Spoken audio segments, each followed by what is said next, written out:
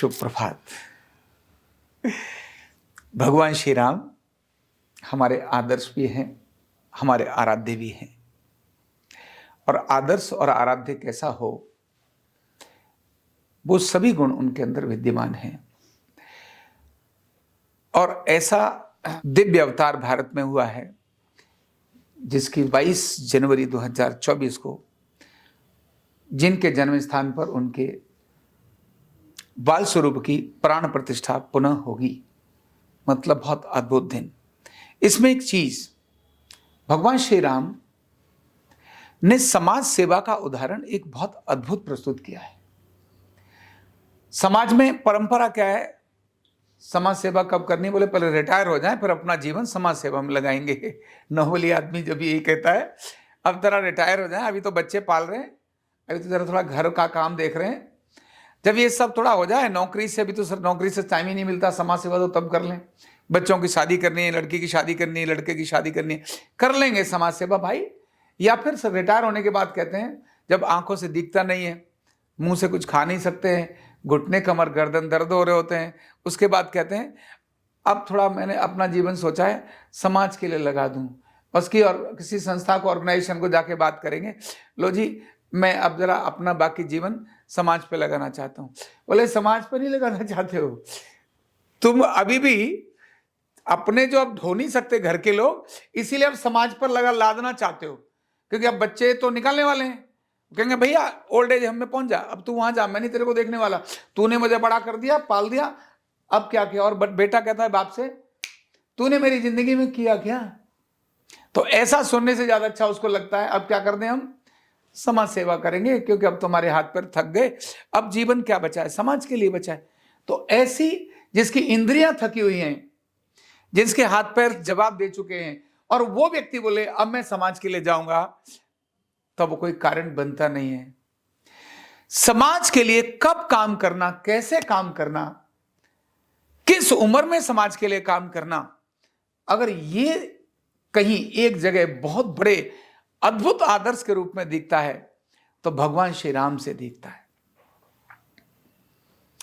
जब राजा बनकर राज्य के संचालन की एक बहुत उत्कृष्ट उम्र थी, जब वो उम्र थी जब उन्हें राजा बनकर के राजा के रूप में समाज की सेवा करनी थी। समाज की सेवा राजा बन के भी होती है, ऐसे तो किसी भी काम के अंदर समाज की सेवा हो सकती है, लेकिन जिस प्रकार की समाज की सेवा श्री राम ने करनी थी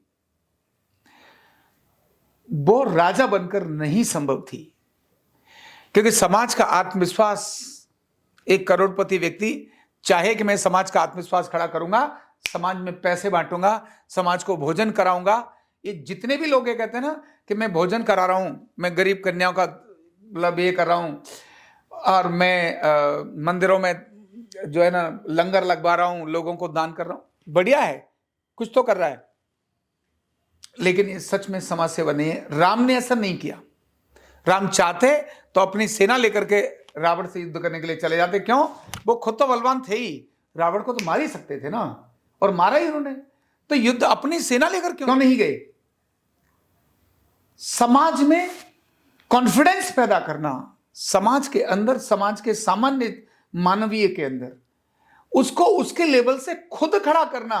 पैसे ले, इससे तो वो मांगने वाला ही हो गया ना। या चिंता ना कर, मैं तेरे साथ खड़ा हूं, तुझे कोई हाथ लगा के तो देखे तोड़ दूंगा उसके बाजू।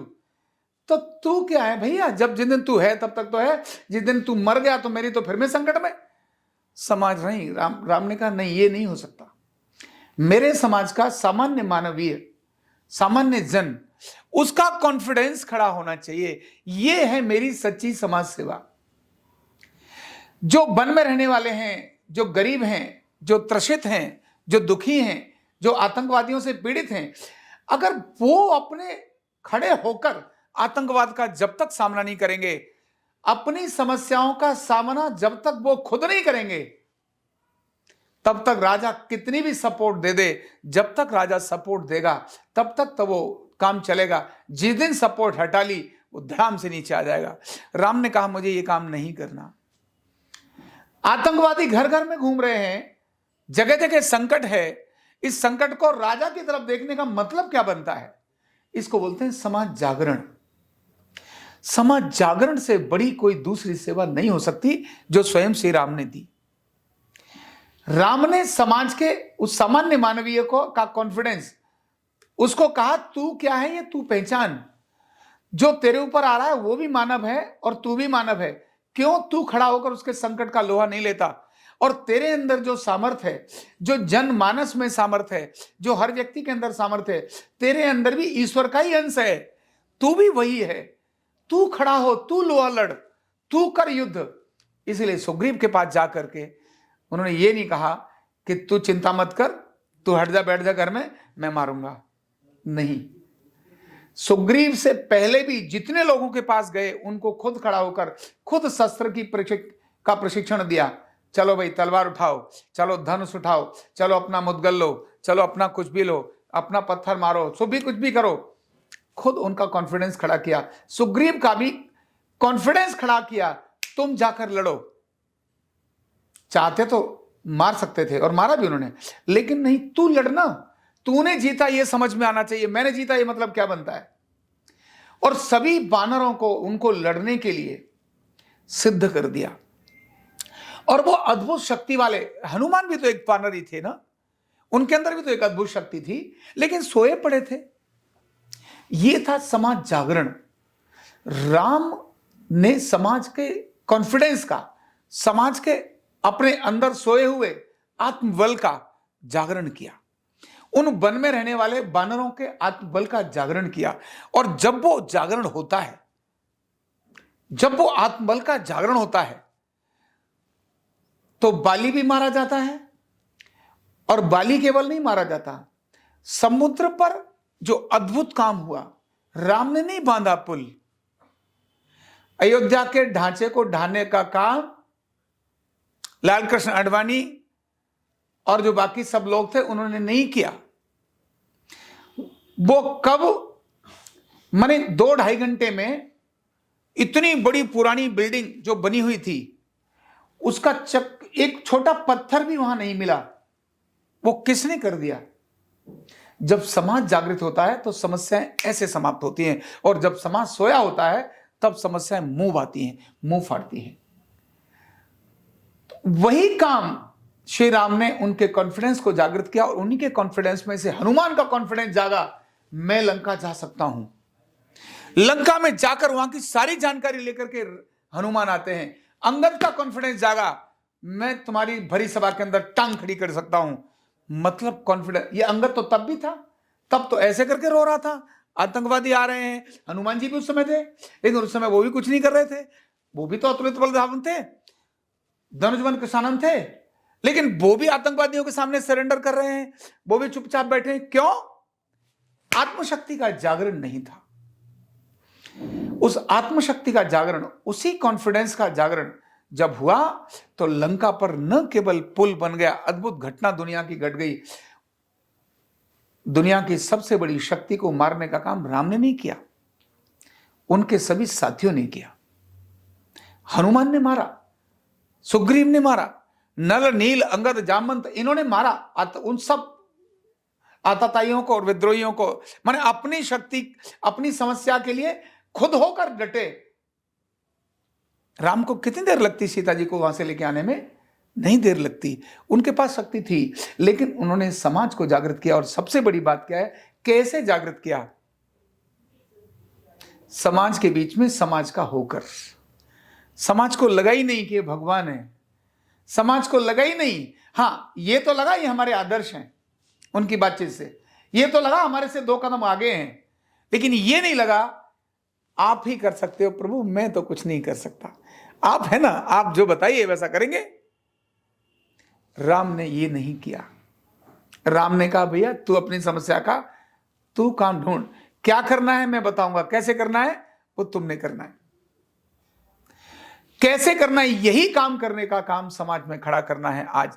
तो आज समाज सेवा की जो राम ने आदर्श किया है, सच में जब हमारे शरीर में दम है, हमारे शरीर के अंदर ताकत है, जब हम कुछ कर सकते हैं, वो उम्र होती है समाज सेवा की।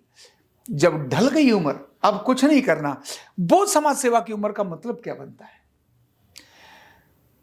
अपने पास 24 घंटे तो सबके पास होते हैं, 8 घंटे 7 घंटे अपने परिवार के भरण पोषण के लिए लगा सकता है व्यक्ति, बाकी समय समाज सेवा के लिए लगाए। भगवान श्री राम ये कहते हैं। यह जो राम का मंदिर का निर्माण है वो इसी समाज सेवा का जागरण का एक अनुपम कारण भी बन रहा है और यही अनुपम कारण बनने वाला है। तो ऐसे आदर्श जन जागरण करने वाले, ऐसे आदरण समाज सेवक, ऐसे आदर्श एक मर्यादा पुरुषोत्तम भगवान श्री राम, उनके जन्म स्थान पर 22 जनवरी को जो भव्य प्राण प्रतिष्ठा का कार्यक्रम है, यह इसी प्रकार के समाज जागरण का एक बहुत बड़ा अद्भुत कारण होगा, जिसके कारण भारत दुनिया में एक बड़ी शक्ति के रूप में उभर कर आएगा और दुनिया के संकटों का समाधान का कारण भी बनेगा।